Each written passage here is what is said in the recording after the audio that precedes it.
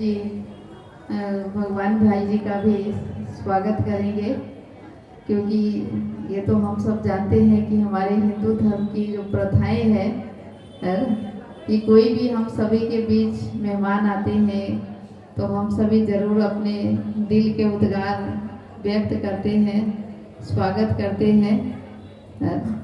तो आज अभी रेड्डी भाई और उनकी युगल दोनों आज भाई साहब के स्वागत कर रहे हैं।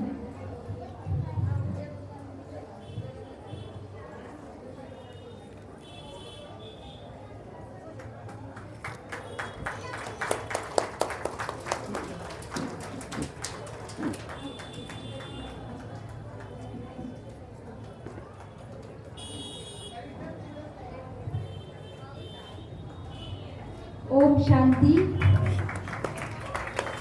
अभी हम सभी भगवान जी के बारे में सुने और अभी अभी भगवान जी का ही स्वागत हो रही है, तो हम सभी भगवान जी के अर्थ को समझते हैं। भगवान का मतलब ही होता है भ फोर भूमि, ग फोर गगन, व फोर वायु, आकार फोर अग्नि और न फोर नीर अर्थात पानी, जो सबसे ऊंचा रहने वाला, जिसको सर्वोच्च सत्ता, सर्वज्ञ, सर्वधर्मान्य और एकांत अपरिवर्तनशील है, उनको भगवान कहते हैं। तो ऐसे ही हमारे बीच आबू पर्वत, आप सभी सुने होंगे, आबू पर्वत राजस्थान माउंट आबू, जो प्रजापिता ब्रह्मा कुमारी ईश्वरीय विश्वविद्यालय की मुख्य शाखा है, जहां से सारे विश्व की शाखा फैली हुई है। आज हमारे परसुडी में भी एक शाखा फैली हुई है, जहां आबू पर्वत से चलकर खुद भगवान जी क्या करें, हमारे बीच चलकर आए हैं और भगवान जी की अपना ही परिचय और भगवान जी का भी परिचय देते हुए हम सभी के जीवन में कैसे जीना है, कैसे रहना है, ये सारी बातें हम सभी को बताएं। तो भगवान जी भाई को बहुत बहुत बहुत बहुत दिल से शुक्रिया करते हैं, शुक्रिया करते हैं, शुक्रिया करते हैं। ओम शांति। ओम शांति। तो बस हम 10 मिनट में, हम 15 मिनट में पूरा करेंगे जो हमारा टॉपिक चल रहा था। वास्तव में भगवान तो एक निराकार हैं। ये मेरे मम्मी पापा ने कैसा नाम रखा पता नहीं, भगवान भाई, इसलिए मैं भगवान का भाई हूँ। वो तो निराकार है, उसका भाई, भाई तो बहुत हो सकते हैं, लेकिन कुछ गुण हमने उनके धारण किए। लेकिन हम भी आपके जैसे दुनिया में रहने वाले, लेकिन परमात्मा याद किसको करना है? भोलेनाथ परमात्मा शिव को। कोई भी देहधारी भगवान नहीं है, वो निराकार है, ज्योति स्वरूप है। वो कहाँ रहता है, कैसे याद करना है, जब आप 7 डेज का कोर्स करेंगे पता चलेगा। तो मैं आपको सुना रहा था, अगर हमें तनाव से बचना है, कर्म गति को समझना। दूसरी बात है, रामायण का गीता का सार है, जो हुआ अच्छा हुआ, जो हो रहा अच्छा, जो होगा वो भी। मेरे जीवन की हर घटना में कल्याण है। कोई मेरी चुगली करे, यहाँ की बातें वहां करें, तो भी टेंशन में नहीं आना। एक रामायण की घटना सुनाता हूं। राम राजा बनने वाला था, लेकिन रात में आकर के मंत्रा ने कई कई को तो जो उल्टी बातें सुनाई, तुम्हारा बेटा भी तो है, तुम अपने बेटे को छोड़ करके राम को राजा बना रहे। और ये बातें सुन करके राम को राजा बनाने के बजाय 14 वर्ष वनवा में भेजा। सीता गई, लक्ष्मण गया, तीनों भी घर से चले गए। वियोग के कारण दशरथ ने प्राण त्यागा। ये सब किसके कारण हुआ? मंत्रा के कारण। मैं बचपन में जब रामायण देखता था, मंत्रा को देखते मैं कहता बुढ़िया को बगा, उसको नहीं देखना। मुझे मंत्रा का पार्ट बिल्कुल अच्छा नहीं लगता था। लेकिन एक दिन मैंने जब सोचा, तब पता चला मंत्रा ने राम के साथ जो किया वो अच्छा किया। अगर रात में ना आती, राम राजा बनता, जंगल में नहीं जाता, सीता की चोरी ना होती, रावण को न मारता, रावण को ना मारता, राम की महिमा कोई नहीं गाता। तो राम की महिमा किसके कारण? मंत्रा के कारण। इसी तरह हर एक के घर में, आसपास में, ऑफिस में भगवान ने एक दो मंत्रा रखी है, और यही मंत्र हमारे तनाव का कारण है। राम की मंत्रा ने तो राम का भला किया, तो आपकी भी मंत्रा क्या करने वाली है? इसलिए कभी टेंशन में नहीं आना, सदा पॉजिटिव रहना। जो हुआ अच्छा हुआ, जो हो रहा अच्छा, जो होगा वो भी। तीसरी बात है, तनाव से बचना है। रोज सवेरे 3 चीजें करो। सवेरे उठो, थोड़ा मेडिटेशन करो। मोबाइल को हम रोज चार्ज करते हैं, लेकिन आत्मा रूपी बैटरी को भी चार्ज करना, अर्थात परमात्मा का ध्यान लगाना। दूसरा, रोज वॉकिंग करना, सवेरे सवेरे थोड़ा पैदल चलना। तीसरा, रोज ज्ञान की बातें, सत्संग की बातें सुनना। जो व्यक्ति ये 3 चीजें करेगा, उसके सामने कोई तनाव, कोई टेंशन नहीं आएगा। गाड़ी के अंदर पेट्रोल डाल दो, वही पेट्रोल का पाइप ड्राइवर के मुंह में डालो तो क्या हो जाएगा? गाड़ी का भोजन पेट्रोल डीजल, ड्राइवर का भोजन सब्जी दाल रोटी। शरीर गाड़ी है, इसका भोजन है सब्जी दाल रोटी। इस शरीर का भोजन क्या है? सब्जी दाल रोटी। इसका जो ड्राइवर आत्मा, इसका भोजन है सत्संग की बातें, ज्ञान की बातें। लेकिन हम आत्मा को भोजन देते ही नहीं, और इसीलिए क्रोध आता है, तनाव, टेंशन आता है। इसीलिए रोज सवेरे 3 चीजें करना, मेडिटेशन, साथ में कुछ वॉकिंग, और तीसरा रोज सत्संग की बातें सुनना, मनोबल बढ़ेगा। कहते हैं का 2 महिलाएं रहती थी। एक महिला रहती थी 2 मंजिल पर, दूसरी महिला रहती थी नीचे के मंजिल पर। 2 मंजिल वाली महिला रोज अपने घर के खिड़की से पड़ोसनी के छत पर देखती है, और छत पर देख करके पति को बुलाती है 2 मंजिल वाली, और कहती है इसको कोई अक्ल नहीं, कितने गंदे कपड़े हैं, कितने मैले कपड़े हैं, पता नहीं क्या साबुन लगाते हैं, धुलाई करने की अक्ल नहीं। पति कुछ नहीं बोलता। रोज उसकी दिनचर्या थी, खिड़की से दिखाते हैं, पति कुछ नहीं बोलता। एक दिन जब उसने उसी खिड़की से देखा, पड़ोसनी के कपड़े अच्छे दिखने लगे, फिर पति को बुलाया। कहते आज उसको कैसे अक्ल लगी, कितना चातुर लगे, जाओ पूछ क्यों। पति धीरे से मुस्कुराता और कहता है आज सवेरे सवेरे मैंने अपने घर के खिड़की के कांच साफ किया, शीशे साफ किया। समझ में आया? खिड़कियां गंदी थी, कपड़े गंदे दिखते थे। इसी तरह आज कोई व्यक्ति गलत दिखता है, तनाव, टेंशन आता है, हमारी खिड़कियां गंदी हैं। रोज आप सत्संग में आओ, अपने खिड़की को साफ करो। जो खिड़की साफ करता है, तनाव, टेंशन नहीं आएगा। खिड़की मतलब घर की नहीं। मैं अभी नेपाल में गया था, तो नेपाल में मेरा 3 दिन का प्रोग्राम था। तो पहले दिन मैंने खिड़की वाली बात सुनाई, तो दूसरी दिन 2-4 माता आई नहीं। तीसरी दिन बहनों ने पूछा, अरे सत्संग में क्यों नहीं आए थे? कहा कि परसों भैया ने कहा ना खिड़कियां साफ करो। कल हम सारा दिन खिड़कियां साफ करने में लगे थे। मैंने कोई घर की खिड़की नहीं बोली थी। तो कौन सी खिड़की? रोज ये ज्ञान की बातें सुनना। तो 3 बातें सुनाई। अगर तनाव से बचना है, क्रोध से बचना है, कर्म गति को समझना। दूसरी बात बताई, जो हुआ अच्छा हुआ। तीसरी बात सुनाई, रोज अपने खिड़की को साफ करना। चौथी बात है, तनाव से बचना, किसी का भी परिचिंतन ना करना।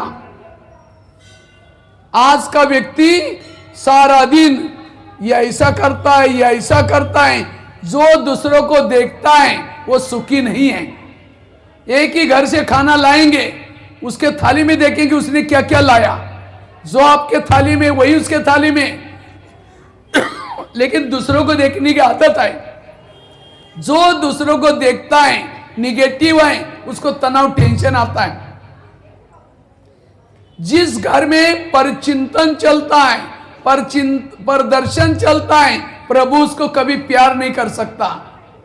इसलिए कभी भी एक दूसरे के दोष ना देखो, कभी भी परचिंतन ना करो। एक भगत था, भगवान के पास गया, कहता है भगवान मुझे सुख चाहिए, शांति चाहिए, मैं जीवन में तरक्की करना चाहता हूं, भगवान ने कहा ठीक है, मैं तुम्हें वरदान देता हूं और साथ में 2 थैले देता हूं। भगवान ने कहा एक थैला पीठ के पीछे रखना, दूसरा थैला आगे रखना। पीठ के पीछे जो थैला है, तुम्हारे आस पास पड़ोस में जो भी लोग रहते हैं सभी की बुराई की चिटकियां डालिए, और आगे वाले थैले में तुम्हारी खुद की बुराई है। अपने थैले को खुला रखना और पीछे वाले थैले को बांध करके पीछे रखना, देखना नहीं, उसके बारे में सोचना नहीं, लेकिन थैले का ध्यान रखना, पीछे का पीछे आगे का आगे। कहता भगवान मुझे सुख चाहिए, मैं ऐसा करूंगा। थैले लेके चला गया। तो कुछ साल के बाद वो भगत क्या करता है, पीछे का थैला आगे किया और आगे का थैला अपनी बुराई को बांध करके पीछे रखना, और दूसरे की बुराई को खोल दिया, हाथ डाल के देखता है, अच्छा फलाना ऐसा है, वो ऐसा करता है, दूसरों को भी सुनाया, वरदान उल्टे हो गए, दुखी हो गया। फिर भगवान के पास जाता है, कहता भगवान मैं दुखी हूं, मुझे सुख नहीं है। भगवान ने कहा अच्छा जो मैंने तुमको थैले दिया था उसको कहां रखा? कहता भगवान मेरे से भूल हो गई, मैंने कई बार पीछे का थैला आगे किया था। भगवान ने कहा यही तुम्हारे दुखों का कारण है। इस शिवरात्रि में एक ये भी प्रतिज्ञा करो, आज से मैं किसी की बुराई नहीं करूंगा, किसी के भी दोष नहीं देखूंगा। दोष देखने वाला परमात्मा उसको पसंद नहीं कर सकता, उसके जीवन में तनाव टेंशन आता है, इसलिए पर चिंतन से बचना। और लास्ट की एक बात सुना करके मैं पूरा करता हूं। पहली बात कौन सी सुनाई? कर्म गति को समझना। दूसरी बात कौन सी सुनाई? जो हुआ अच्छा हुआ, मंत्रा वाली बात। तीसरी बात कौन सी सुनाई? रोज अपने खिड़की को साफ करना। चौथी बात कौन सी सुनाई? थैले की कहानी बताई, पीछे का थैला आगे नहीं लेना, अर्थात दूसरे के दोष ना देखना। और लास्ट की 5वीं बात है, अगर मुझे तनाव टेंशन से बचना है, जीवन में आने वाली बुराई को भी अच्छाई में बदलो, निगेटिव को पॉजिटिव में चेंज करो। जो निगेटिव को पॉजिटिव में चेंज करता है उसको कभी भी तनाव टेंशन नहीं आएगा।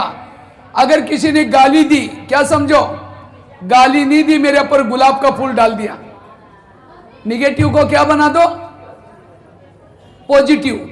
एक महाराष्ट्र में एक संत रहते थे, महाराष्ट्र में एक संत थे जिनका नाम था तुकाराम महाराज। वो बड़े भक्ति करते थे, तो गली के लोगों ने उसको भक्ति करने के लिए मना किया, तभी उसने नहीं छोड़ा। तो एक दिन क्या करते, गली वालों ने सोचा इसका हम अपमान करते हैं, तो सवेरे सवेरे मंदिर में जा रहे थे, तुकाराम महाराज जी को पकड़ लिया और पकड़ करके उनके गले में सब्जी की माला पहना दी। बैंगन, टमाटर, आलू, मटर, मिर्ची, मुंह काला किया, बाल उतार करके हल्दी लगाई, गधे पर बिठाया, गली गली में घुमाया। इतना ही नहीं, घर के सामने लाया, पत्नी को बुलाया। जब उसकी पत्नी देखते मेरे पति के साथ ऐसा किया, सबको गाली देते हैं। जब गाली देते हैं, तुकाराम महाराज सब्जी की माला दिखा करके कहते हैं इनको गाली क्यों दे रहे हैं? ये लोगों ने अपने लिए 8 दिन के लिए सब्जी ला कर दिया। निगेटिव को क्या बनाया और कहा इनको गाली मत देना। जब हमारी शादी हुई थी, बारात ही नहीं निकली थी, आज ये लोगों ने पूरा गांव में हमारी बारात निकाल करके लाई। इन बारात वालों को चाय पानी पिलाना और कहा इनको गाली मत देना। जब मुझे घुमाने के लिए लेके गए थे, बाहर तेज धूप थी और तेज धूप में लोगों ने पाँव में कुछ नहीं पहना था, सबके पाँव में छाले फोड़े आएंगे, मुझे कुछ नहीं हुआ, मैं आराम से गधे पर बैठा था। बुराई को क्या बनाया और कहा इनको गाली मत देना। जब मुझे घुमाने के लिए लेके गए थे, उस समय मेरे सिर में फोड़े हो गए थे, मैंने बहुत दवाई की, ठीक ही नहीं हुआ। आज ये लोगों ने मेरे बाल उतर करके हल्दी लगाई, हल्दी तो एंटीबायोटिक का काम करते, अब ठीक हो जाएगा। बुराई को क्या बनाया? ऐसा नहीं अंदर गया और बंदूक लेकर के सबको मारा, अगर वो मारता तो संत ना बनता। इसलिए जीवन में सहन करना सीख लो, और जो व्यक्ति सहन करता है उसे ना अपराध होंगे, ना कोई तनाव टेंशन आएगा, वो हेल्दी वेल्दी और हैप्पी रहेंगे। इसलिए इस शिवरात्रि में क्या करेंगे, इस क्रोध रूपी अग के फूल को चढ़ाना, अपने घर को मंदिर बनाओ, घर में गुस्से को छोड़ो। ये गुस्सा व्यक्ति का दुश्मन है। गीता में भी कहा है, कामेशु क्रोधेशु, पानी के मटके भी सूख जाते हैं। इसलिए और गुस्से पर कंट्रोल करने के लिए, तनाव से बचने के लिए रोज हमें पॉजिटिव बातें, ये ब्रह्मा कुमारी विद्यालय में क्या सिखाया जाता है, रोज सवेरे मेडिटेशन सिखाया जाता है, रोज ईश्वरीय महावाक्य क्या देखना है, क्या सुनना है, ये सिखाया जाता है।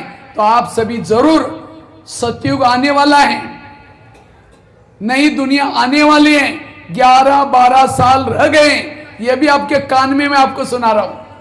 1937 से 2037 तक ये संगम चलता है और इसी संगम में ज्ञान स्नान करने का मौका है। अभी आया था ना कुंभ मेला, 144 साल के बाद, ये तो 5000 साल के बाद आता है।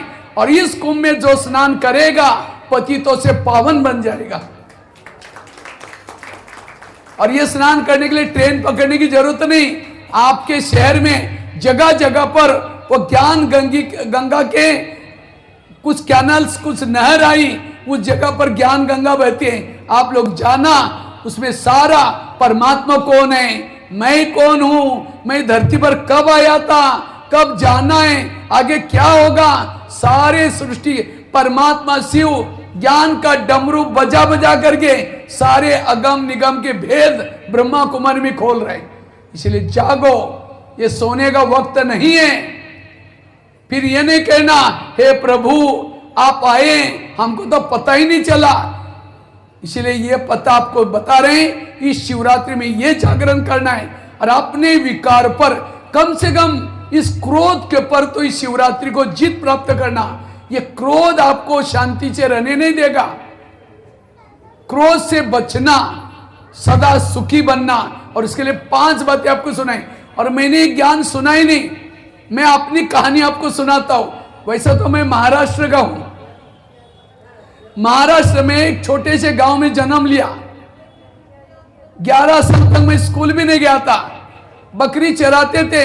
तो 11 साल के बाद हमारी खेती से एक रोज बच्चा जाता था, तो मैं सोचता था ये बच्चा रोज कहां जाता है, उस बच्चे के पीछे पीछे गया। तो एक मंदिर में स्कूल लगती थी, वहां एक ही टीचर था। मैंने कहा सर मुझे भी पढ़ना है। तो टीचर ने मना किया, अब तो बड़े हो गए थोड़ी पढ़ सकते हैं। मैंने कहा सर मुझे कोई मेरी हाजिरी नहीं लगाना, मुझे कक्का सीखना है। तो मेरी लगन देकर के टीचर कहता ठीक है कल से आओ। पहले दिन टीचर ने 5वीं कक्षा में बिठाया, कहा कि पहली को सुनाएंगे तो भी सुन लेना। दूसरे रोज जब जाना शुरू किया, घर वालों ने मना किया, अपने पैसे ने नहीं जाना।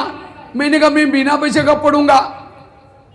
मैं रोज सवेरे जल्दी उठता था, नीम के बीज इकट्ठे करता था, बबुल पे पेड़ पर चढ़ करके गम निकालता था, अपने पांव पर खड़ा होकर के पढ़ाई किया। 7वीं कक्षा में बोर्ड की परीक्षा थी, तो टीचर ने स्कूल में आने के लिए मना किया। तो मैं क्या करता था, रद्दी से पुरानी डायरी लाता था, रद्दी की पुरानी डायरी को पानी से धुलाई करता था, क्योंकि उसके ऊपर स्याही से लिखते थे, और ऐसे करके पढ़ाई किया। एक दिन आया, उसी रद्दी में ब्रह्मा कुमारी का एक किताब मिला। आप लोग तो ब्रह्मा कुमारी की प्रदर्शनी, ब्रह्मा कुमारी को मिल सकते हैं, लेकिन मैं गांव में रहता था, मुझे एक रद्दी में किताब मिला, परमात्मा धरती पर आए हैं, ज्ञान सुना रहे हैं। तो मैंने उस किताब के ऊपर पत्र लिखा और किताबें मंगवाई। आज 40 वर्षों से ये ब्रह्मा कुमारी का ज्ञान सुन रहा हूं, मेडिटेशन कर रहा हूं। माउंट आबू में 40 वर्ष से रहता हूं। मैंने एक रद्दी से परमात्मा को पहचाना और अपने जीवन को समर्पित किया। जब मैं पढ़ता था, खाने के लिए कुछ नहीं रहता था, चावल में शक्कर डाल के खाता था 4 साल तक। चोरी नहीं की, गलत रास्ते में नहीं गया। आज माउंट आबू में 25,000 लोगों का भोजन बनाने की सेवा करता हूं। भारत के कोने कोने में जाकर के युवाओं को जगाया। पढ़ाई मैंने 5वीं से 10वीं तक किया, 5 साल, लेकिन आज 12,000 स्कूलों में पढ़ाया, कैदियों को पढ़ा रहा हूं। लोगों को जगाने का काम कर रहा हूं। कहा मैं पुलिस वालों को देकर के डरता था, आज खूंखार कैदियों को परिवर्तन, ये कहां से बल आया? परमात्मा का ध्यान योगा करने से आज जीवन को, मैं सचमुच इस धरती पर आया अपने जीवन को सफल बनाया। आप लोग भी अपना जीवन सफल बनाना। लेकिन मेरे अंदर ऊर्जा कहां से आई? मेडिटेशन, योग। तो लास्ट में हम 3 मिनट मेडिटेशन करके कार्यक्रम पूरा करेंगे। सब कमर सीधी करके बैठेंगे, कमर सीधी। 3 मिनट के लिए सभी जो नए लोग आए हैं, शुरू में मेडिटेशन करते हैं, 3 मिनट के आंखें बंद करके बैठेंगे। आंखें बंद, पिन ड्रॉप साइलेंस। मैंने आपको आंखें बंद करने के लिए इसीलिए कहा क्योंकि आंखें खोल करके सारा दिन हम दूसरों को देखते हैं, दूसरों के बारे में सोचते हैं। अब इस 3 मिनट के लिए अपनी अंतरात्मा को देखो, चेक करो मेरे अंतरात्मा में किस प्रकार के दाग लगे हैं। गुस्सा करने का दाग, किसी के परचिंतन करने का दाग।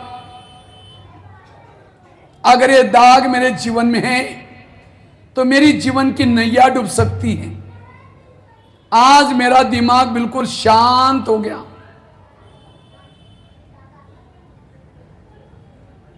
मुझे अपने जीवन की कई बातों का मुझे समझ मिली।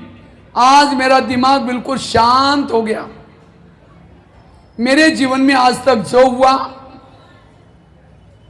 ये मेरे ही कोई कर्मों का परिणाम था। भविष्य में जो कुछ होगा इसके पीछे भी कल्याण है। मेरे जीवन में कोई देने के लिए आए, कोई मेरे से लेने के लिए आए। हर विपरीत परिस्थिति में मैं पॉजिटिव रहूंगा।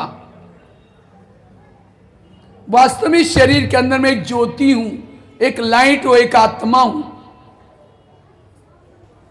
मैं आत्मा इस दुनिया से भी पार, चांद सूरज तारंग से भी पार, जहां शांति ही शांति है, जहां मेरे आत्मिक पिता निवास करते हैं, मैं भी उसी दुनिया की निवासी हूं। अब मैं बुद्धि के द्वारा उस पिता परमात्मा के पास जाती हूं। इस शरीर से एक बिंदु बन करके, ज्योति बन करके उस अनंत शक्ति के सागर के पास जाती हूं। भोलेनाथ शिव बाबा के पास जाती हूं। हे प्रभु, आज मुझे इतनी शक्ति देना जो कि मेरे मन का अंधकार दूर हो सके। मुझे इतनी ऊर्जा देना जो कि मैं विकार पर जीत प्राप्त कर सकूं। आप मेरे परम पिता हो, आप तो दया के सागर हो, शक्ति के सागर हो, आनंद के सागर हो। परमात्मा के ध्यान से मेरा आत्म दीपक जागृत होता जा रहा है। मेरा ध्यान मन एकाग्र होता जा रहा है। मेरा मानसिक तनाव समाप्त होता जा रहा है। मेरी आत्मा पावन बनती जा रही।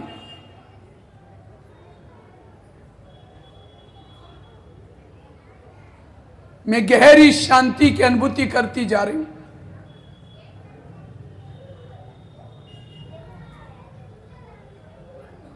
अपने मन को एकाग्र करके, गहरी शांति का अनुभव करके मैं आत्मा उस परम धाम से वापस नीचे आती हूं। जैसे मैंने शरीर में प्रवेश किया, मेरी शरीर की सारी कोशिकाएं भी चार्ज होगी। अब मैं सबके साथ भाईचारे से रहूंगा। हर परिस्थिति में पॉजिटिव रहूंगा। अपने दीपक को सदा जागृत रखूंगा। मैं एक आत्मा हूं, बिल्कुल शांत हूं।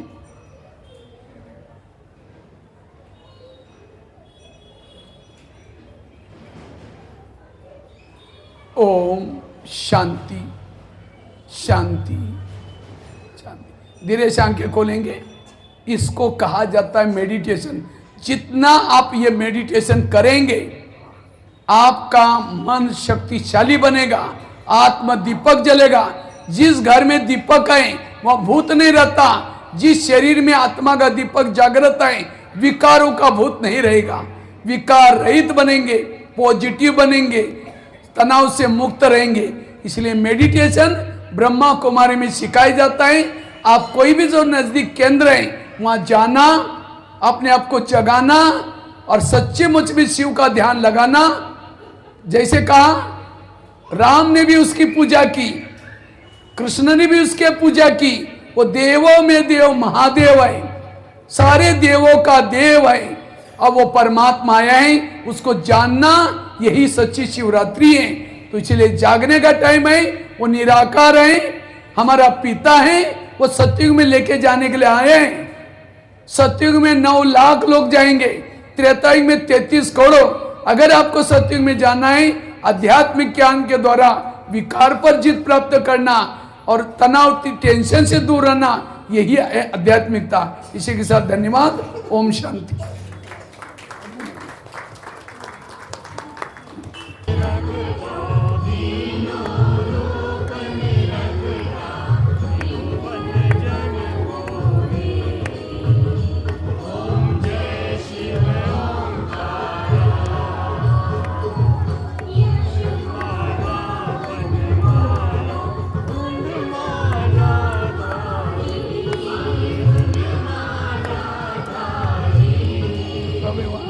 वहाँ पे थाली है।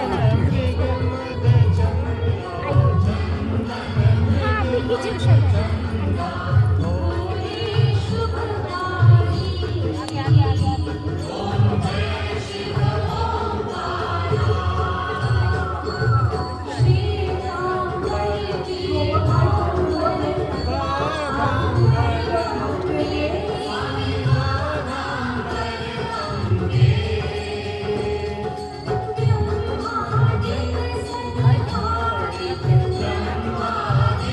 Thank you.